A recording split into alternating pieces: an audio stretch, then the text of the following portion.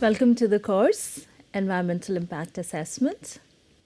Today we see that EIA is almost in all the countries across the world in various forms. In the previous lectures, we also saw that EIA is a process and a legal tool. However, you may note, you may see how an EIA system is.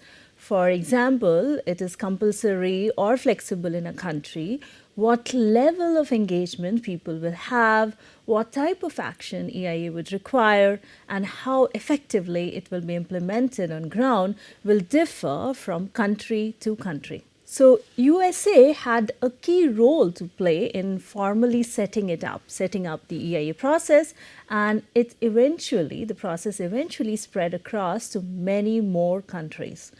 In USA, it was established in 1969 and in India in 1994. And reviewing the journey of EIA as a legal tool helps us to understand its potential, limitation, and challenges.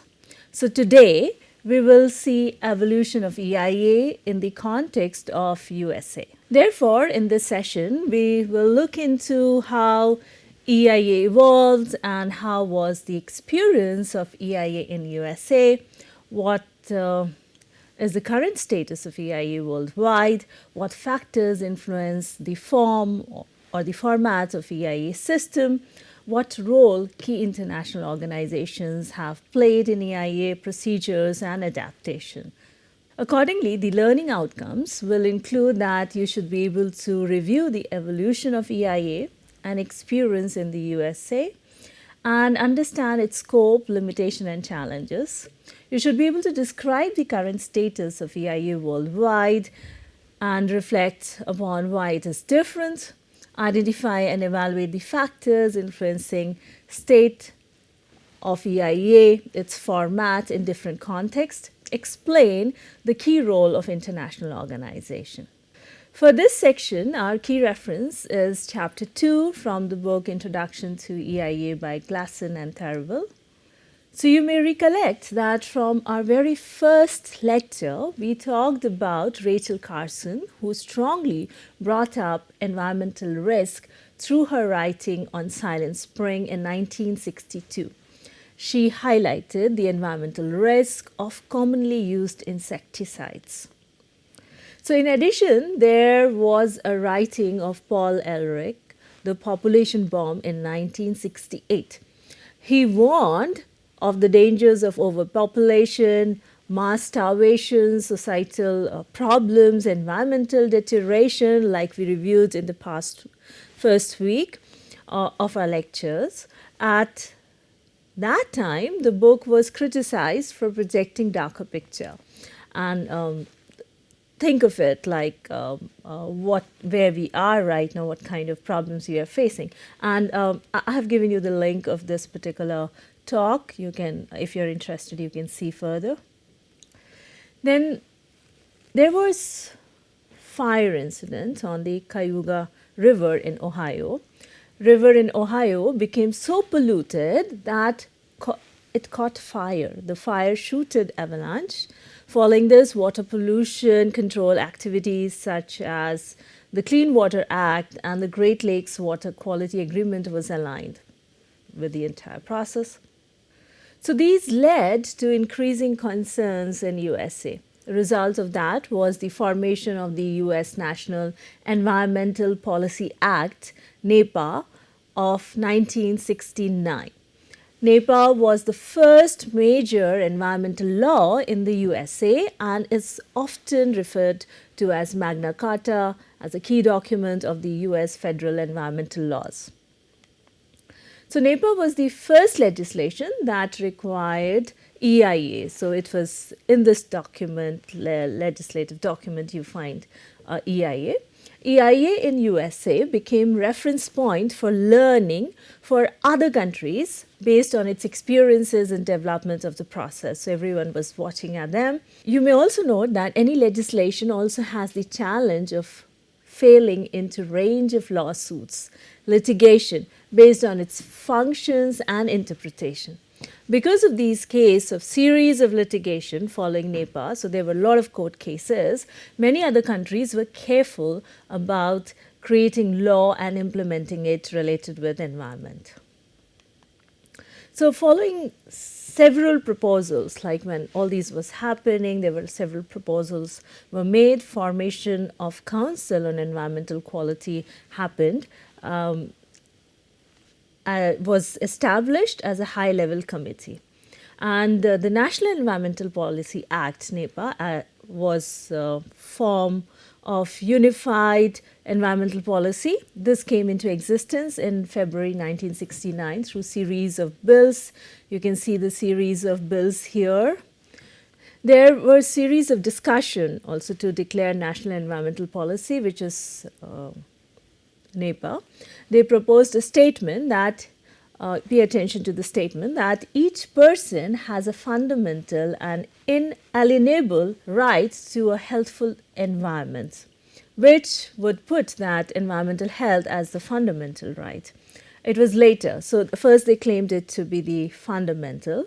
Then later it was slightly diluted by saying that each person should enjoy a healthful environment.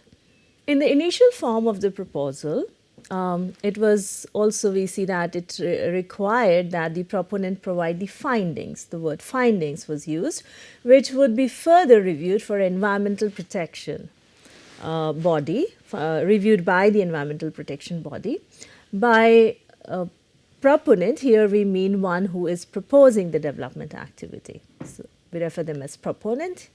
The literature suggests that the Senate had intended to weaken the bill which was being processed, by requiring only a detailed statement. So instead, the detailed assessment was required, or rather it became much stronger, and this statement was required to be evaluated by the external reviewer. So earlier it was by the internal agency, but then it became external reviewer, and could also be challenged, meaning can be taken to court as well. So it would be reviewed by the external review, as well as it can be challenged.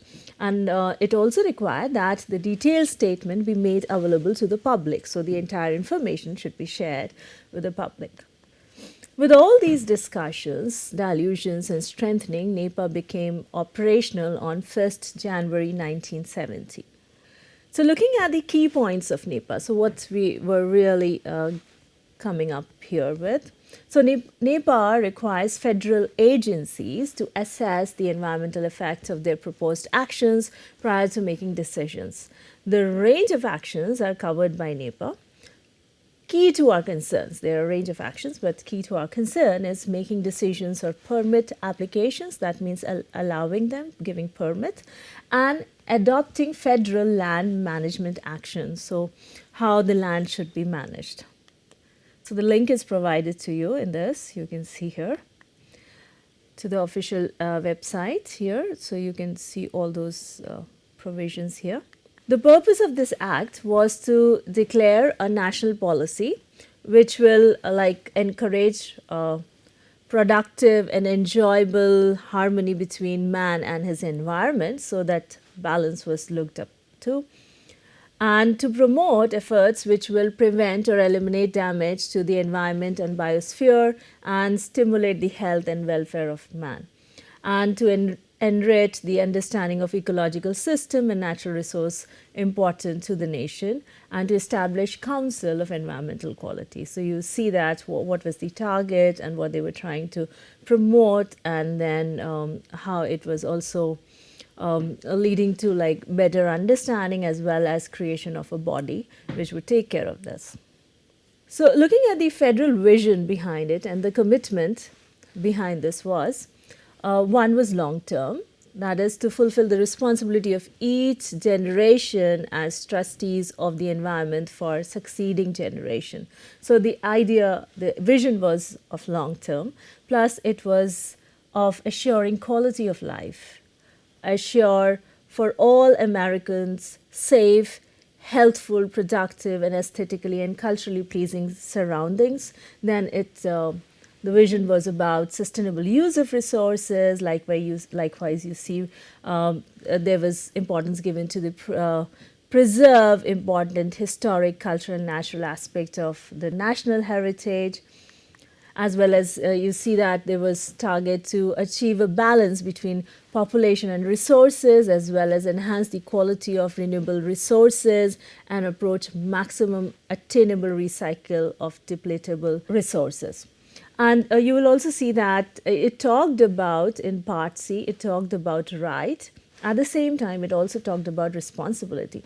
And the right was also the Congress here recognized that each person, so it was not just on the government, but the right was also for each individual, the citizen.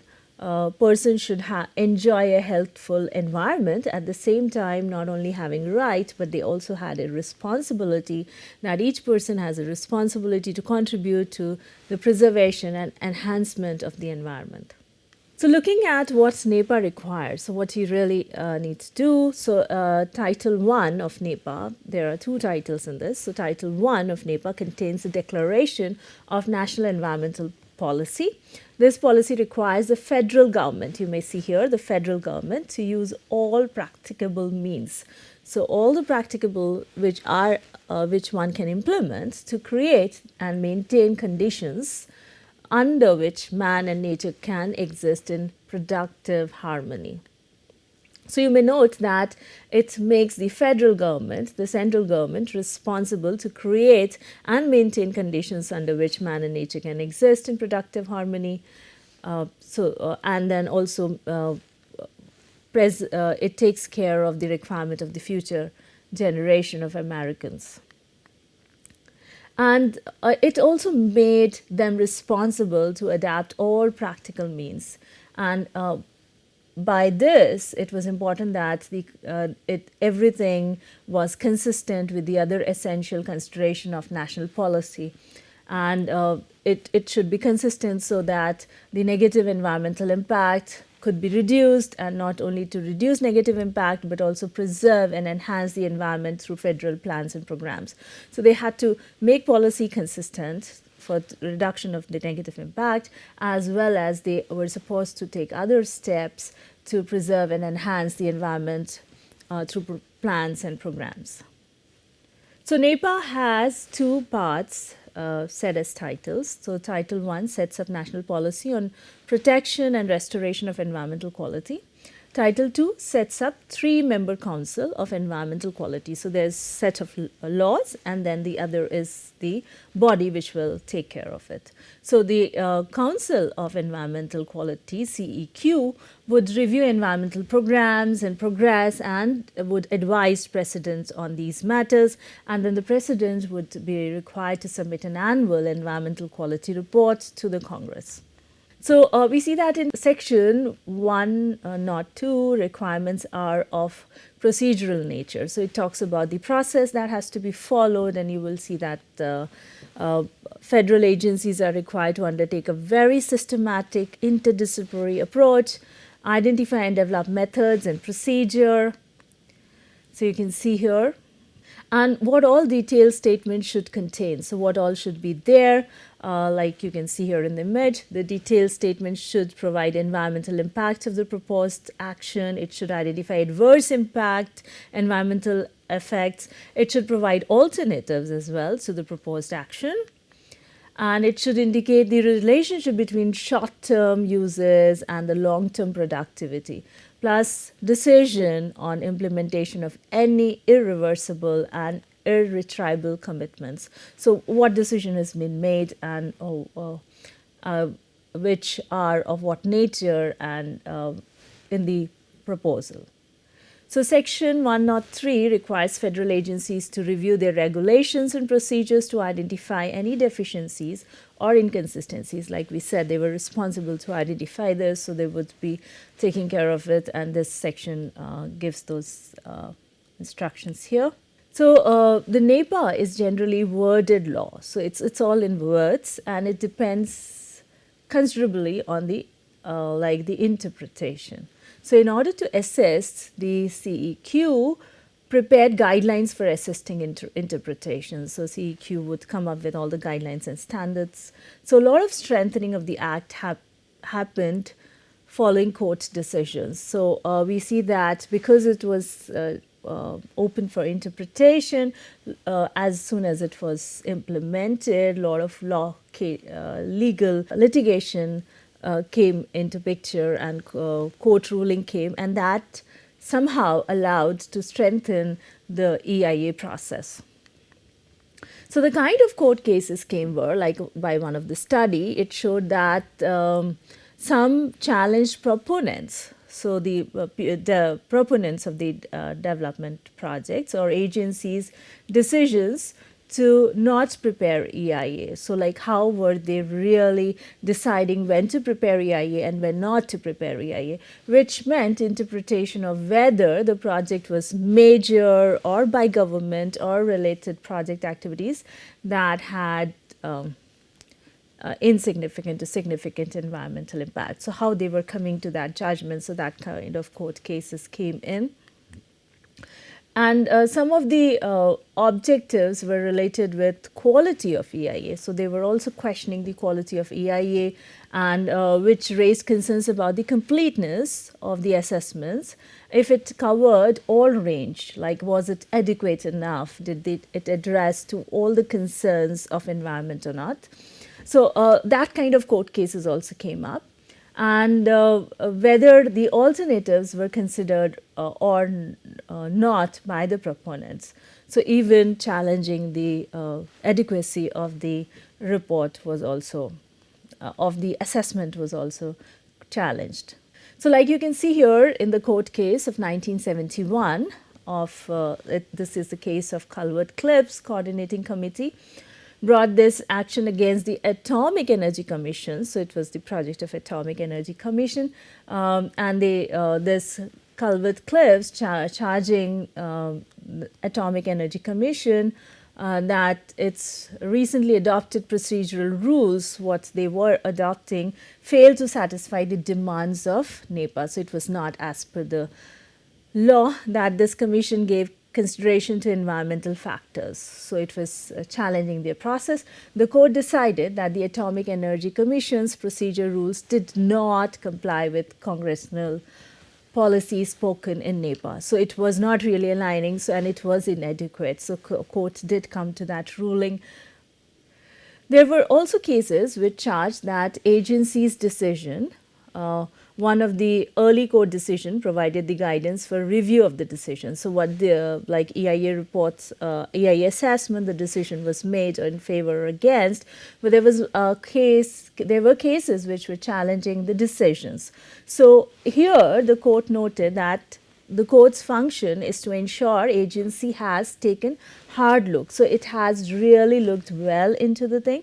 Whereas court is not really going to supplement their decision, but only going to check whether they have considered it substantially or not. So many initial litigations, so these are kind of litigations, court cases that US after implementation of NEPA they were facing. So many initial litigation and court decisions helps to improve the entire system.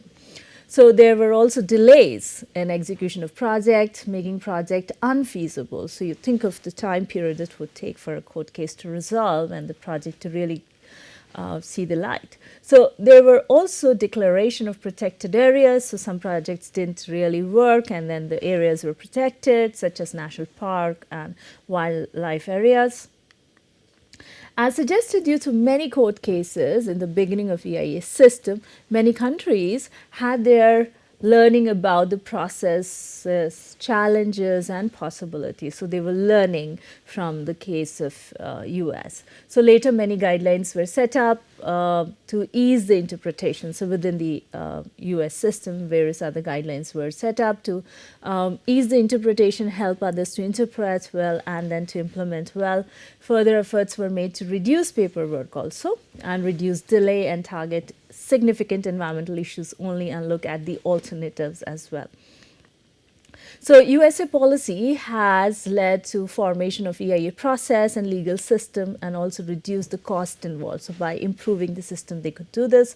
Number of EIA reports have considerably improved. The design of projects have also improved. So the target of overall having a sustainable development was like really their projects were much more environmentally aligned. So we also see that many state level EIA systems have been established in USA in addition to NEPA. So every state, most of the states have their own EIA system.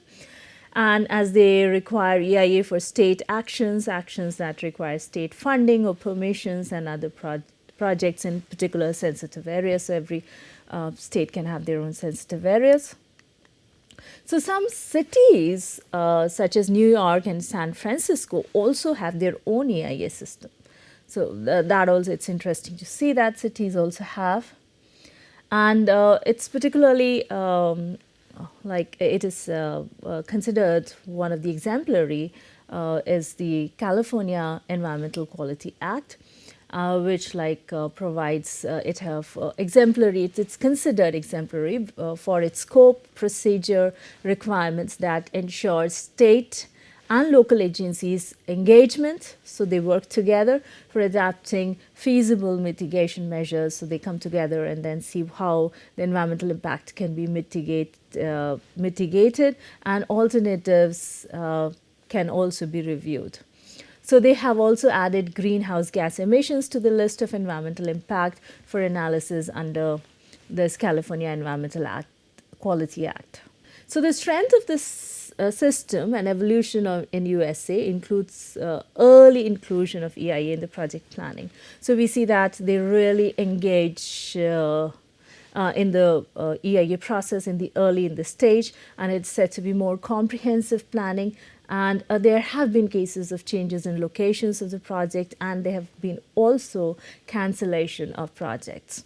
So there has been avoidance of EIA process, weak consideration of, if you look at the negative point, there have been weak consideration of socio-economic and environmental justice.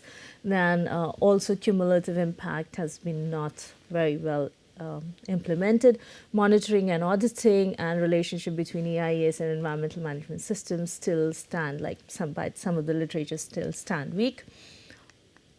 So there have been also recently, in the recent past, there has been radical change with the change in the government, with reduction in the environmental protection measures, clean energy programs, and then pulling out of Paris Climate Change Agreement, and loosening of regulations on toxic air pollutions and wildlife protection and so on. So there had been changes in recent past. So many acts, guidelines, and activities followed. Like after NEPA, we would see that many of activities follow. It's a long list you would see, like Earth Day celebration, Clean Air Act, lead-based paint restrictions, defining of air pollution danger level, and regulations on vehicles, protection of lakes, and many more changes came as per the requirements in technology development. You may follow the timeline. The link is also provided for your reference here. So now EIA has been implemented in many countries. So since NEPA. Now there are nearly 180 countries which have EIA systems, so that's a large number we are looking, and we can see that how it is being adopted in various contexts. So looking at the current status of EIA worldwide, in the image table you can see the EIA systems worldwide here. So now looking at the factors that influence the structure of EIA. So literature identify contextual factors, something which is specific to the place we are talking about, such as political systems. So how the EIA is, we cannot really generalize how EIA is, will depend a lot on the political system, environmental status of that particular place, international convention, what they have signed to, civil rights, culture of public participation. So even if in the EIA, how much the public participation would also depend upon how much public is aware, how engaged it is, and how much even the government opens up. So all these influence the EIA system in each country. So we also see actors and the capacity at different levels also influence the form of EIA in a country, such as rule-making body, the parliament, the sector authority, different sector, energy, infrastructure. So we see that sector authority also, how do they, what rules they lay out would also influence the EIA. Then the donors, some of the international funding agency have set up EIA guidelines, including the European Bank of Reconstruction and Development, UK Overseas Development Administration, DFID, UNEP, and World Bank. So they have all set the guidelines for EIA, so which makes people applying for funding to really adopt the format. Business that can influence also has a role to play. Experience in EIA and human resource, which is already there in the context, and the civil society, community-based organization, their activities also play a role. So looking at the now looking at the key role of international organizations. So in Europe, the United Nations Economic Commission for Europe have been doing considerable work. Some of the notable one is in 1991 Convention on EIA in Transboundary Context, ESPO Convention. It is primarily to assess the negative environmental impact across borders. So till now we have been talking about in the country context, but this convention talked about infrastructure which would affect different countries. You will also find Equator Principles, a private sector initiative which provide EIA guidelines for financial institutions in relation to funding decisions on major projects over a financial thresholds of $10 million. By 2017, there were 92 signatories to Equator Principles in 37 countries.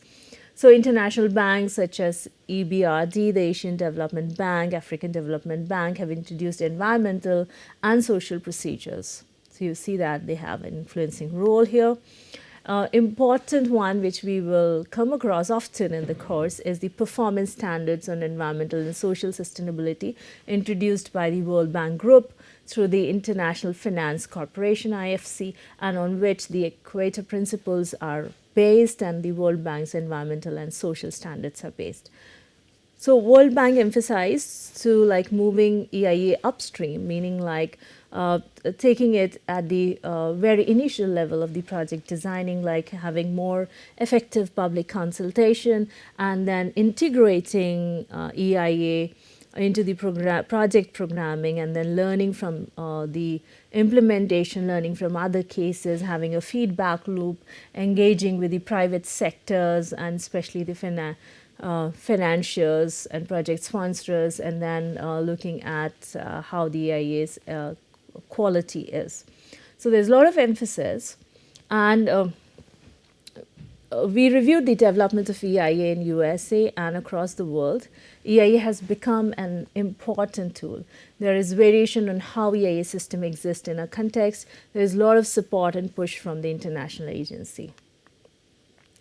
So looking at the timeline of evolution across globe taken from UN Training Manual, we see here that in the it's a little bit of recap here. So early mids in 1970, you see that EIA was introduced, and then it established basic principles. There were standards coming in, and then you see that developed countries are working on it. And then later in 1970 and early 1980s, you see that more of the formalized guidelines were developed, and then other industries and developing countries introduced formal EIA in this particular period. And then you see that there was also a coming up of strategic environmental assessment, SEA, which we'll learn about. And then greater emphasis was on ecological modeling, prediction and evaluation methods. So we see that in this particular segment, methods were evolving, and then there was also emphasis and provision for public involvement and engagement, and also coordination of environmental assessment with land use planning process also was emphasized here.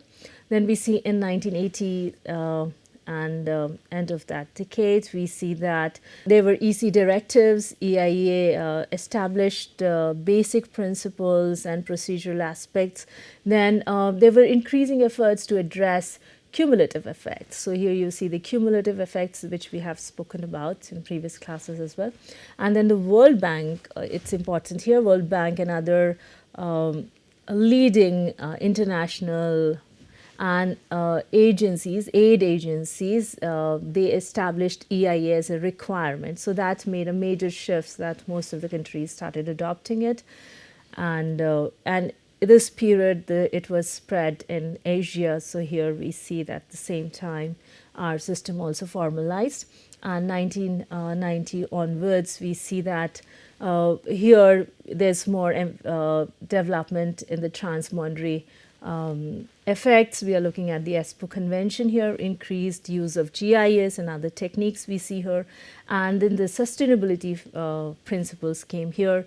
India also adopted the EIA formally in this period, and formation of EIA legislation happened in many developing countries, and rapid growth of EIA training also took place. So part of which you are also like going through this training here. So summarizing today's session, so we reviewed the evolution of EIA and experience in USA and understood its scopes, limitation, and challenges. We described the current status of EIA worldwide. We'll try to identify and evaluate factors influencing state and formats of EIA in different contexts, and explain the key role of international organization. So our coverage has been limited as per the scope of the subject. Additional resources to read and watch are provided to you. These were the references for this particular class. Please feel free to ask questions. Let us know about any concerns you have. Do share your opinions, experiences, and suggestions. Looking forward to interacting and co-learning with you in our discourse of EIA. Thank you.